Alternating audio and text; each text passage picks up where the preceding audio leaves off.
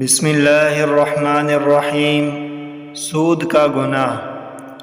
حضرت ابو ہریرہ رضی اللہ عنہ بیان کرتے ہیں، رسول اللہ صلی اللہ علیہ وسلم نے فرمایا، سود کے گناہ کے 70 حصے ہیں، ان میں سے کمتر گناہ یہ ہے کہ آدمی اپنی ماں سے نکاح یعنی جماع کرے۔ حضرت ابن مسعود رضی اللہ عنہ بیان کرتے ہیں، رسول اللہ صلی اللہ علیہ وسلم نے فرمایا، بے شک سود خواہ کتنا بھی زیادہ ہو جائے لیکن اس کا انجام فقر و ذلت ہے۔